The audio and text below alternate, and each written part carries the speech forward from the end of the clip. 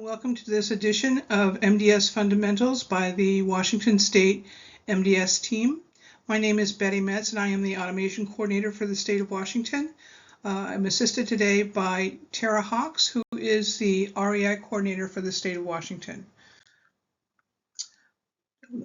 This unit, the first unit, will be for MDS Fundamentals to know why we have MDS in the first place, the different types of item sets, many of the acronyms that we use. We'll also be discussing MDS Section A. But for today, we'll begin to talk about MDS item sets and resources. So why do we have MDS in the first place? It started as an initiative by Medicare to put accountability and standardization into the records that were kept for Medicare facilities. This was put into place by the Omnibus Budget Reconciliation Act of 1987. That's where we get the acronym OBRA, Omnibus Budget Reconciliation Act. I think it's hilarious that this was intended to be a budget saving act. Then in 1998, they decided, for collecting the information from these facilities in the first place, we can make that a prerequisite to getting paid by Medicare. So they put into place the Prospective Payment System, PPS, in 1998. And this was supplanted by the Patient-Driven Payment Model in 2019. What is MDS used for? Primarily, it's supposed to be care planning to include the voice of the resident. Used to be that care planning was the voice of the clinician and the voice of the facility. Now it's meant to be the voice of the resident as part of the care plan for each individual resident. It's also used in your QAPI programs for your quality improvement to make things better in your facility, both for the resident and for the employees, to help care and to make sure that your facility stays financially solvent. It is a resident assessment. It is a nursing assessment of each resident. As such, it is part of the medical record for that resident. It's also used by the state and by the federal governments for reimbursement, especially for Medicaid. Of course, it was intended for Medicare, but it's used in Washington, at least, for Medicaid reimbursement. Also for fraud investigations, both on this part of the state and the federal government. Because the data is compiled and can be reported in various ways, it's used for public health legislation, again, on the state and the federal level. We have what we call the care planning cycle, the RAI, which is the Resident Assessment Instrument. MDS is only a part of the RAI. That's why we have the RAI manual and not the MDS manual to tell us how to proceed to code the different items that are asked in each item set. The way that you answer your MDS item set will drive the care area triggers. It will make certain parts of patient care come to the fore and become more noticeable to be put into the care area assessments because of how you do your care planning and your care area assessments. That will drive some of the results on the next MDS that is done for that person. So it becomes a whole system that together is called the RAI. Remember that care plans include the voice of the resident, not just the voice of the clinician, not just what you think is the best for the resident, but what the resident thinks that they would like to have, what their goals and plans and objectives are as well. A care plan is never done. It's not something that you make up and stick in a folder and it's done. It should be a living document that is reviewed and commented on and changed if needed, documented over time. When we talk about an MDS comprehensive assessment, it means that it requires a care plan to be signed off as part of the MDS assessment. A non-comprehensive assessment requires an informal review of the care plans, but not to be signed off on the MDS item set, the MDS submission itself. So that is the difference between a comprehensive and a non-comprehensive MDS assessment, whether the care plan is part of the actual submission. Lots of people use what you decide to put on the MDS. The surveyors certainly will use information from the MDS. They will perhaps have a particular MDS assessment pre-printed and ready to go when they come into your facility, or they may ask you to print off an MDS assessment on a particular resident of interest to them. Again, as we discussed, the Office of Inspector General, the legal teams, both of the federals and the state governments, use MDS. They will look for certain assessments.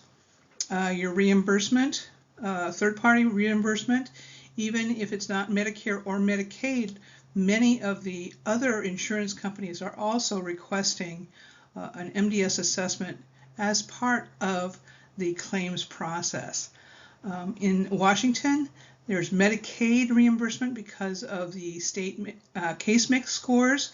That was not intended when MDS was first suggested, but it has certainly been useful in Washington for many, many years for Medicaid reimbursement. You can get some idea of what is happening with your facility by looking in iKeys reports. You can print off these reports for your QAPI team so that they know what's happening, what your facility looks like, both on as a state level. It talks about your different quality measures, and anybody can get into these iKeys reports if you have the passwords to get in and do MDS assessments, to actually push the button and submit an MDS assessment. You can also get iKeys reports from the same website. So it shouldn't be that there's only one or two people that have access to iKeys in your facility. Anybody who actually submits MDS assessments should have the ability and the knowledge to get into the iKeys reports as well. There's also public reporting that comes from the MDS. It's de-identified, of course, but it is meant to be transparent to the public, to compare your facility against other facilities, perhaps in your neighborhood, perhaps in your county, certainly in your state, or even across states. If you go to Medicare.gov, you can see Care Compare. Any type of facility that gets Medicare dollars has to be submitted to Care Compare, and you can look for your online reputation for your facility on Care Compare. You can also, it's meant to be a transparent portal for the public. If you're looking for a nursing home for your Aunt Sally in Tallahassee, Florida, then you can compare different nursing homes in that area without actually having to go there, or at least it will start your search a little easier. So this is your online reputation, and you should know how your facility is faring on Care Compare. When we're talking about how do we answer our RAI item sets, our MDS item sets, we need to look for the RAI user's manual. There is a user manual on the CMS website for every version of MDS as it comes out. This is your Bible for how to answer particular questions. Many times this is listed as in the help section of your software, but you should know that it is free and available to the public, to anybody.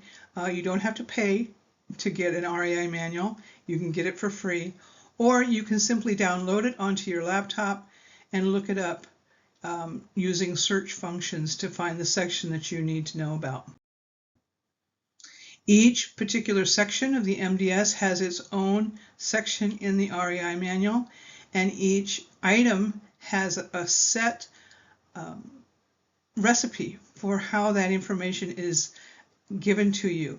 There's always, for each item, no matter how simple, There is an intent statement, a screenshot of what it should look like, the rationale of why we're looking for this information in the first place, how this fits into the care planning, what steps you should take to fill out the assessment for that item, and specific coding instructions, often with examples.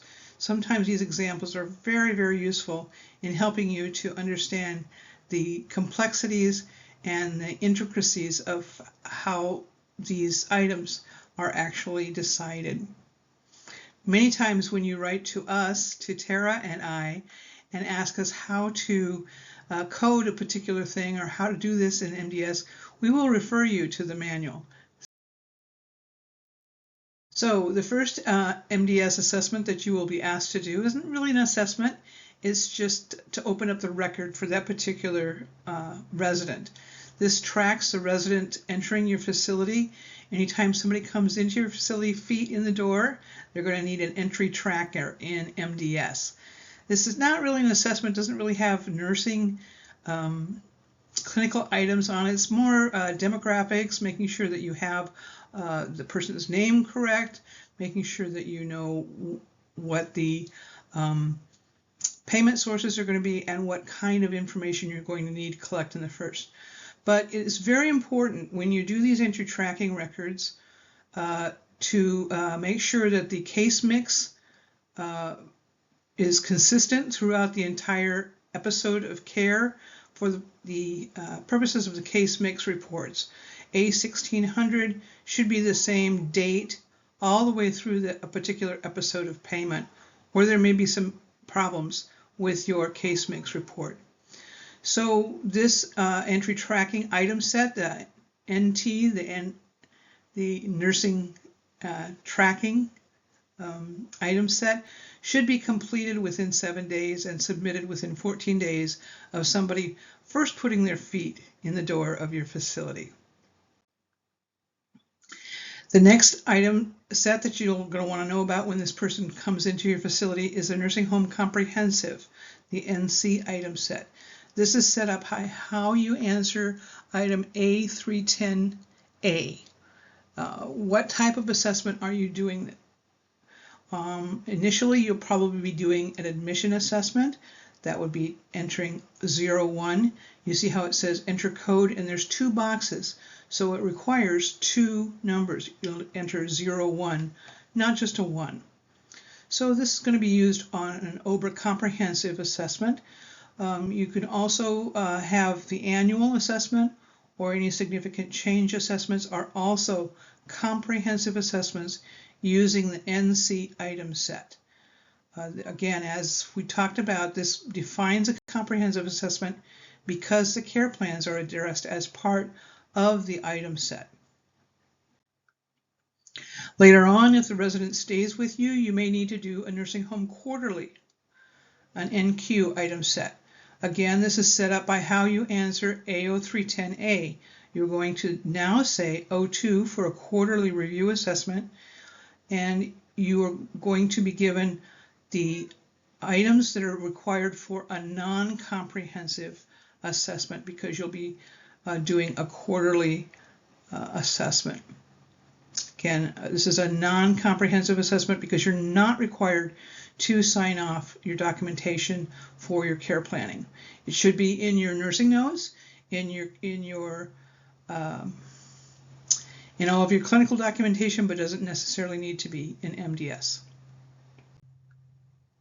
So what this does is it sets up what we call the OBRA clock, where you have an admission assessment where is due within 14 days of your entry date coming into the facility. Then 92 days after that, you need to have a comprehensive, which is you need to have a quarterly, which is a non-comprehensive assessment.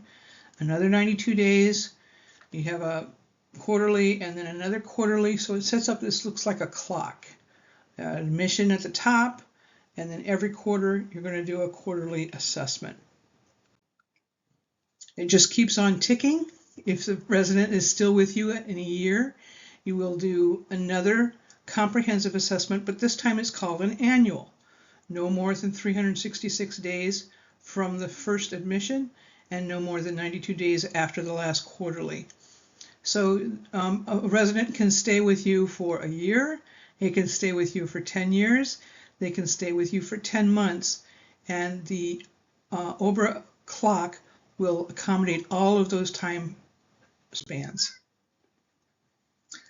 If you need to do a PPS assessment when you have a Medicare Part A resident, that is set up by your answer in A0310B, PPS assessment. This needs to be done. A 5-day assessment is done right away when someone first comes into your facility. That's an O1 in this item. It's called a 5-day assessment, but it needs to be done by day 8 of the resident stay.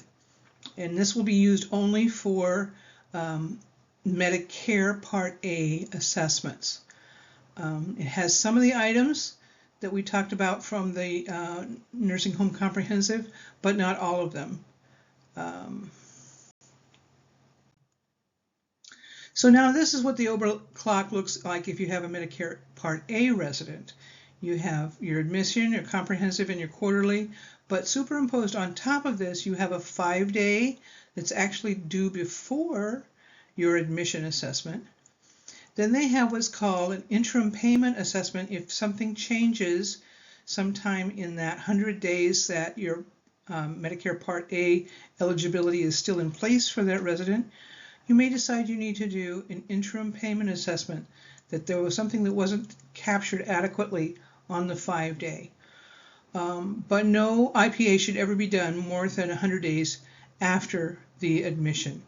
So this is all superimposed on top of the OBRA clock that goes on itself whether or not this person is Medicare Part A.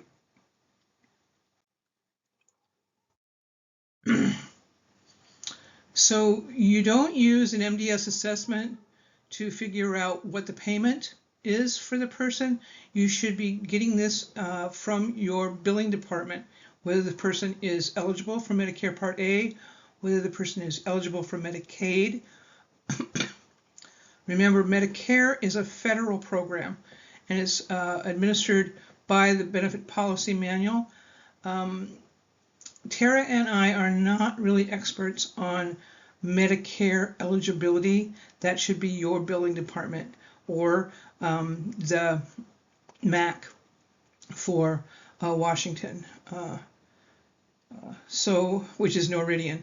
So please refer billing questions or whether a particular MDS item set is applicable to certain billing criteria.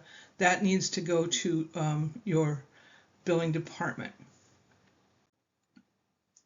So on both of these types, A0310A and A0310B, we also have a none of the above. So it could be that the type of assessment that you're doing is neither an OBRA or a PPS. So that's going to be set up by how you answer A0310F. That's where you say whether this is an entry tracker, or is this a discharge with a return not anticipated, or a discharge with return anticipated, or a death in facility. So every time a resident discharges from your building, you need to do a discharge assessment. There are some items on the item set, the ND item set, that are only for discharges. So you want to make sure that you do a separate discharge for every discharge. Try not to combine it with other OBRA or PPS assessment. When you say whether the person is going to return not anticipated or return anticipated, you're not a prophet. You don't really know what's going to happen. You just put in your best guess and go from there. When you have a Part A discharge, that's a different kind of a discharge.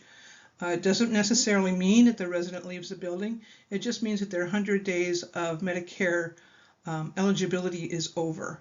So you need to do a SNF Part A discharge, which would mean you would say none of the above. It's not a discharge in the facility. you're going to say, in H, you're going to say, yes, this is a SNF Part A discharge assessment. It's going to be a paper discharge only to indicate that the Medicare eligibility is over. Because this is a known time period for your Medicare Part eligibility, it should never be an unplanned. So there's another special kind of a discharge called a death in facility. That's the ND item set. It tracks when the residents are leaving the facility. You don't have to decide if their return anticipated or not. There's certainly the return is not anticipated. When someone is transported to the emergency room and they are called as a death on arrival, then that is a death in facility for your facility. That is not a transfer or a discharge to another facility. That is a death in facility for your facility. So again, there are some specific clinical items for quality monitoring that happen just on a death in facility. So that is another item set for you to know about. So there are some special dates for a death in facility. This discharge date is going to be the actual death date, and you're going to have to put, for the discharge status, you're going to code 13 for a death in facility. For some of you, that may be a new number. It's a new item. A2105 is a different item number than some of you may be used to, and you need to code a 13 in that case. So thank you for listening today. Again, here's more information if you have questions.